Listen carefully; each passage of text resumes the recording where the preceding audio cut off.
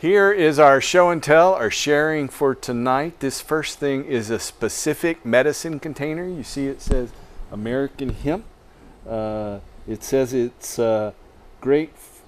I'll read the label. It says great for nervous depression, irritation of the genitourinary tract, painful micturition, and are used for scalding, burning, frequent low mental conditions, wakefulness. This is just recommended for just about everything, and it's got a date on the back. It says American Hemp is considered an anodyne, hypnotic, antispasmodic, producing sleep even when opium and morphine fail. Efficient in delirium tremens, which is what alcoholics get, infantile convulsions, and fevers, neuralgia, gout, rheumatism, low mental conditions, insanity, and inflammatory conditions.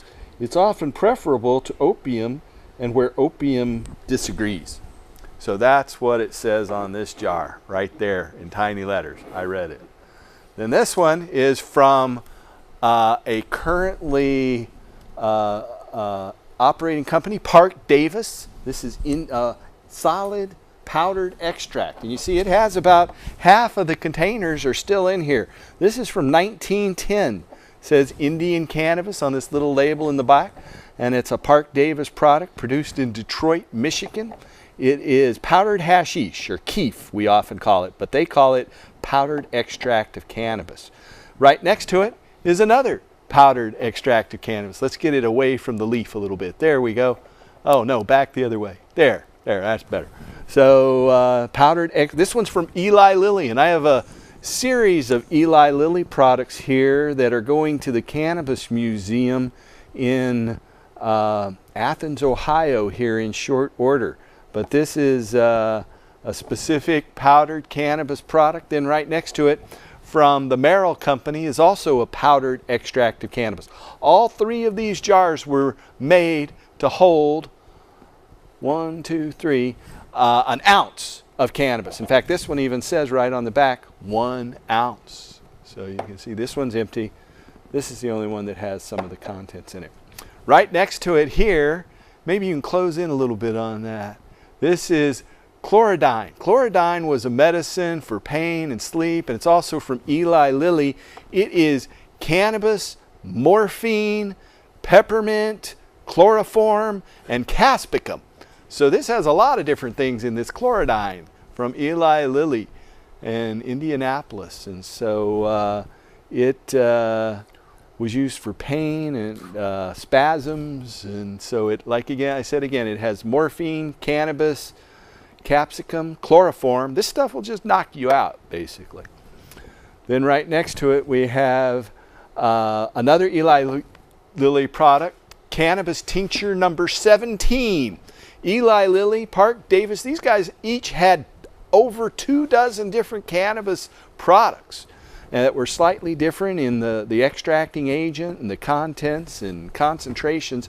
So this was their number 17 cannabis tincture. Right next to it, here we have number 96. You see it says poison. They thought it was poison for a while. This bottle is from the 1880s. They thought you could overdose on it. Well, it was 1 ounce of cannabis extract in 9 ounces of alcohol. That's what it says on there. So this is a number 96. And right here next to it, a little bigger version of number 96, again from about 1905. About 110 years old here.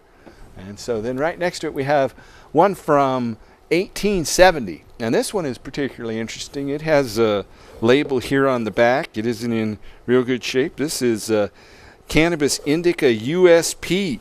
On the back of it here, it says not poisonous according to the best authorities, though formerly regarded so. It's an antispasmodic, analgesic, anesthetic, and narcotic. It's an aphrodisiac, specifically recommended in spasmodic conditions of and painful ailments, for preventing rather than treating migraines, almost a specific in that form. Insanity peculiar to women. In other words, menstrual problems. Diagnosed by mental worry or moral shock. So if you're a woman on PMS and you have mental worry or moral shock, this company thought this was the thing for you. Like that. It's an it goes on and says, in the best known hypnotic and delirium tremens. Again, if you're an alcoholic, this would help you get off the booze. Its anodyne power is marked in chronic metriitis and dysmenorrhea. Dysmenorrhea, again, is menstrual pains. Used with excellent results in habituates of opium, chloroform, and cocaine use. So they also recommended it to get off opium, chloroform, and cocaine. In hysterical cases, as claimed by chloral or opium, it's acting especially well. So that's what Eli Lilly said in approximately 1870. Then right next door we have this cough and cold balsam, and it is alcohol, chloroform, and antimony tart. And so it has a bottle inside, and this nifty little thing here. Here is the bottle. And so maybe we can close in on that a little bit. Then it has this insert that is actually printed in 13 different languages.